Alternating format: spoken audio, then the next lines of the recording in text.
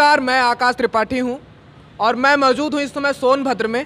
सोनभद्र में 7वें चरण में चुनाव होना सुनिश्चित है। सभी पार्टियां लगातार अपने मुद्दे, अपने दावे के साथ जनता के बीच जा रही हैं।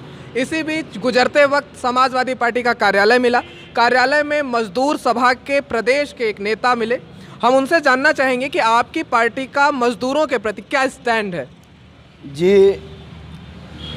हम समाजवादी पार्टी के प्रदेश उपाध्यक्ष हैं, वो मजदूर सभा से, और पूर्वांचल प्रभारी भी नियुक्त किए गए हैं। हमारे यहाँ अभी वर्तमान में जो स्थिति चल रही है, सोनभद्र जो जनपद है हमारा, ये ऊर्जांचल के नाम से भी जाना जाता है।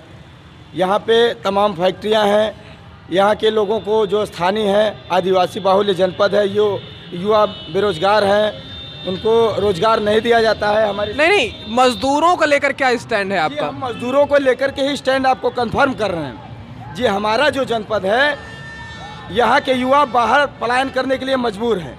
हमारी समाजवादी पार्टी की सरकार आती है, इस बार जो पूर्ण बहुमत में आ रही है, यहाँ के स्थानीय लोगों को जो भी फैक्ट्रियाँ हैं सबकी सहभागिता सुनिश्चित कराई जाएगी। जो जिस योग्य होगा उसको वरीयता के आधार पर रोजगार की व्यवस्था उपलब्ध कराई जाएगी। अच्छा, जो लगातार एक निजीकरण का जो प्रोसेस चल रहा है, स्टेट की पॉलिसी अगर आपकी गवर्नमेंट बनती है तो क्या परिवर्तन हो सकता है? जी, परिवर्तन ये होगा, निजीकरण की कोई व्यवस्था नहीं होगी।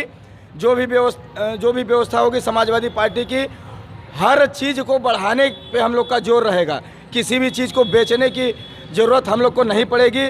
हमारी ये जो जनता है प्रदेश की, इनका पूरा समर्थन मिल रहा है और इस पे हम खरे उतरेंगे। इनके साथ अन्याय अत्याचार, हम ये जो सरकार है दमनकारी रवैया अपनाती है, इसके तरह हमारा कोई कार्य नहीं होगा और हम जनता के प्रति समर्पित हैं, उन्हीं के लिए कार्य करेंगे। अच्छा, एक चीज़ और माना जाता है कि लगातार समाजवादी पार्टी में गुंडे टाइप के जो लोग हैं, विपक्ष का भी एक आरोप लगातार रहता है कि उनका दबदबा बना हुआ है। वैचारिक पतन है समाजवादी पार्टी में, चाहे वो टॉप के जो नेता हों, वहाँ पर जिस तरीके से जनेश्वर मिश्रा थे और लोहिया थे, जो वैचारिक लोग थे, उनका पतन हो रहा। कहीं ना कहीं वैचारिक लोग नपथ पे गए हैं और माफिया टाइप के लोग, गुंडे टाइप के लोग उभर करके समाजवादी पार्टी में तेजी से आए हैं। क्या स्टैंड, आपको क्या लगता है? समाजवादी पार्टी में उभर करके आए हैं, ये आप कह रहे हैं ना, उनके कहने पे कह रहे हैं आप, क्योंकि सारी मीडिया उन्हीं की है, कुछ लोगों को छोड़ करके।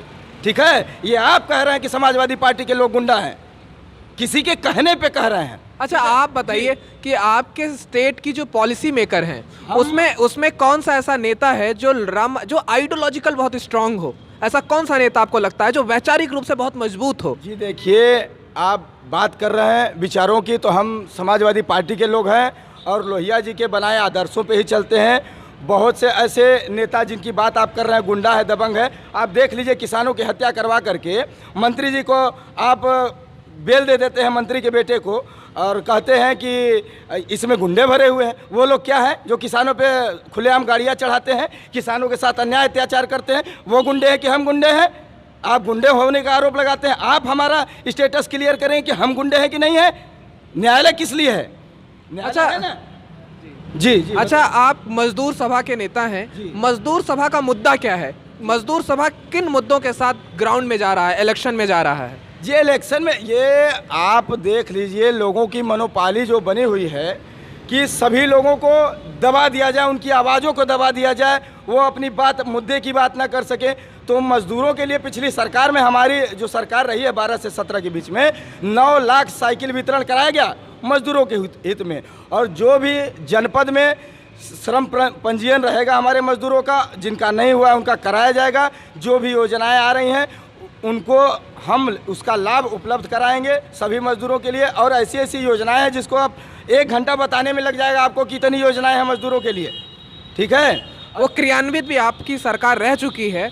मजदूरों के लिए क्या क्रियान्वयन हुआ था? आप जो योजना बता रहे हैं, क्या जब आपकी सरकार थी तो उन योजनाओं को क्रियान्वित किया गया था?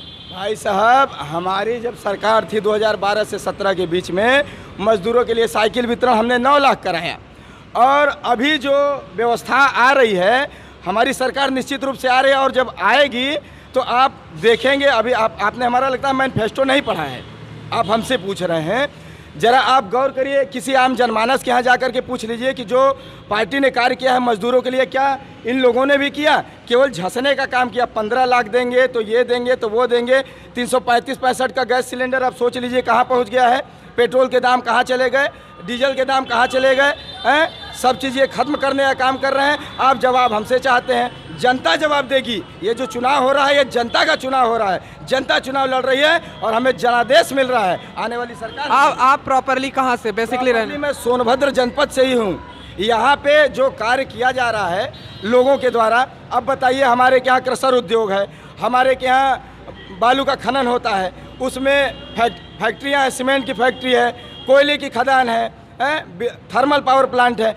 सभी जगहों पर बाहरी व्यक्ति आकर के अन्य राज्यों से, बताइए, यहाँ पे कार्य होता है और अन्य राज्यों से आकर के लोग ठेकेदारी करते हैं। यहाँ के मूल बासिंदा जो हैं उनको नौकरी नहीं दी जाती है, जबकि हमारी सहभागिता उसमें 70% आरक्षण की व्यवस्था दी जाए।